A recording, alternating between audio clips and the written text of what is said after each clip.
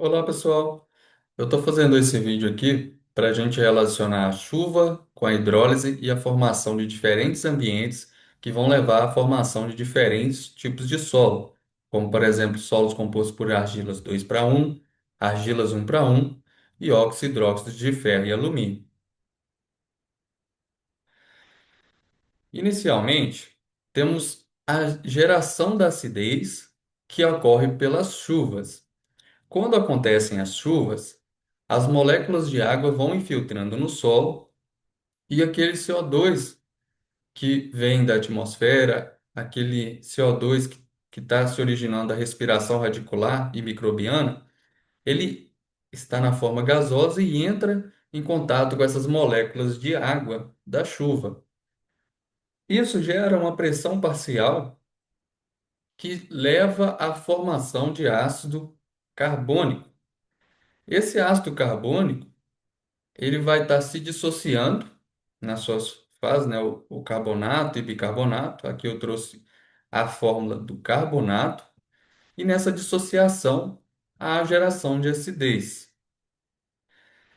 Essa acidez ela é constituída por uma atividade de prótons em solução. Como conhecemos os prótons, eles são elementos muito pequenos e têm uma carga positiva com intensidade elevada.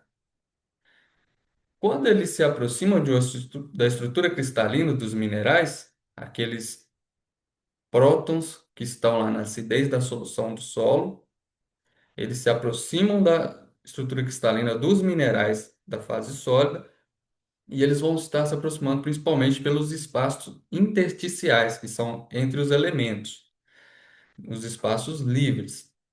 E aí, esse próton ele vai estar principalmente deslocando os elementos do espaço do interstício, como por exemplo potássio, cálcio, magnésio, e além disso, ele vai estar se ligando aos oxigênios. Quando uma carga positiva ela se liga ao oxigênio que está ligado ao silício ou ao alumínio, que são outras cargas positivas, podemos perceber que é como se o próton ele estivesse neutralizando a carga negativa do oxigênio, e isso vai deixar menos carga negativa para o silício e o oxigênio, certo? As ligações SiO e AlO, elas vão perder eletronegatividade. Essa perda de eletronegatividade faz com que a estrutura cristalina ela vá perdendo estabilidade. E o que vai acontecer é a lixiviação desses cátions básicos, que podem estar sendo substituídos pelo próton, e a desestabilização da estrutura cristalina que vai causar a dissolução. Aí temos até a reação geral do intemperismo, que vai ser aquele mineral primário que foi afetado por acidez que foi gerada pela chuva, que é a solução ácida. Então, mineral primário e solução ácida vão estar interagindo, e aí vai estar causando essa desestabilização e reorganização em minerais secundários, além de uma solução de lixiviado, que vai estar ali contendo sílica e cátions básicos, principalmente. E vamos ver também por que o silício ele tende a ser mais lixiviado do que o alumínio nessas reações de intemperismo. Para visualizarmos melhor, essa solução ácida ela vai ter muitos prótons. Então, na imagem anterior, que a gente tinha aqui um próton só, aqui, já vemos uma desestabilização da estrutura. Na realidade, a gente vai ter muitos prótons na solução. Uma outra forma de visualizar aqui esse processo é a partir desse pequeno esquema, onde a gente vai estar vendo aproximação, substituição, ruptura e liberação de elementos. Podemos ver alguns erros nessa imagem aqui que foi gerada, que é colocar o potássio ligado na estrutura e também o alumínio aqui. Essa estrutura está numa formação muito de duas dimensões, não conseguimos ver um modelo tridimensional. Mas é ideal para percebermos aqui a ligação do hidrogênio com o oxigênio, essa aproximação eletrostática, que causa retorcimento da estrutura cristalina, causa desestabilização e posterior lixiviação do cátion básico aqui, que no caso é o potássio.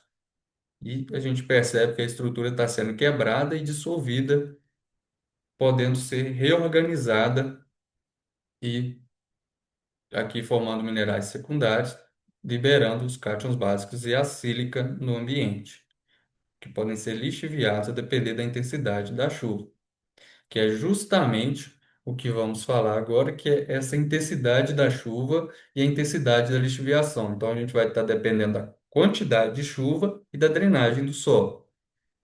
Quando temos chuva e drenagem restritas, concordam que vamos ter mais sílica e cátions básicos que, no ambiente, eles não vão ser lixiviados totalmente, vai sobrar bastante sílica e vai sobrar uma boa porcentagem desses cátions básicos, permitindo a formação de argilas 2 para um, como por exemplo as esmectitas e a pirofilita. Esses minerais que estão em vermelho aqui, a pirofilita, a caulinita e a gibsita, nós vamos estar utilizando eles como exemplos, porque vamos ver um diagrama aqui a seguir. E esse ambiente, então, que tem essa drenagem restrita e a chuva restrita, é bicialitização. Quando essa drenagem já não é tão restrita e tem chuva, a gente pode ter uma lixiviação total desses cátions básicos e uma lixiviação também intensa da sílica, permitindo somente a formação de argilas 1 para um, como por exemplo a caulinita, no ambiente de monocialitização. Quando a lixiviação é intensa devido a uma alta drenagem, uma alta chuva, há a formação do ambiente que a gente chama de halitização, que é a remoção total da sílica e dos cátions básicos, restando somente os óxidos e hidróxidos de ferro e alumínio, como a gibsita, que vamos utilizar no exemplo a seguir, onde eu quero que visualizemos apenas três retas, que vai ser a reta da gibsita, que é perpendicular ao eixo, porque não responde à atividade de- do ácido silícico em relação aqui ao alumínio, pH, e temos também a pirofilita e a caulinita. Então, somente essas três retas que vamos estar avaliando. Então, a primeira coisa aqui é um ambiente de bicialitização com atividades de ácido silícico superiores a 10 a menos 3, que é o log da atividade de menos 3,7 mol por litro aqui. Então, quando temos essa concentração alta de sílica em solução, a gente está falando de um ambiente com menor intemperismo.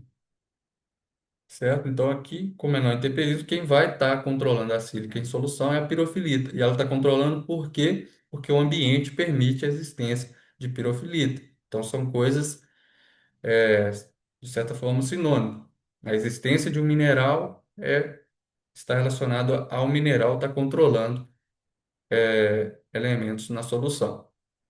E aí, quando o intemperismo ele pode estar se intensificando, nós passamos para uma outra faixa aqui em relação ao que estamos trabalhando, que é a existência da caulinita. A caulinita ela vai existir quando a atividade sílica não for tão alta e nem tão baixa, que aí seria o ambiente de monocialitização. E quando essa sílica vai embora em maior quantidade, restando menos do que menos 10, restando menos que 10 elevado a menos 5,31, aí teremos a gibsita. E aí percebo que nós conseguimos relacionar aqui a chuva, gerando acidez principalmente pelos carbonatos, que vai estar causando a formação de minerais secundários a partir de minerais primários, e que vai, a depender dessa intensidade desse processo, depender da intensidade da chuva e da lixiviação, vai estar formando diferentes ambientes aqui no nosso exemplo. E é isso que eu gostaria de trazer para vocês. Eu agradeço a atenção de todos.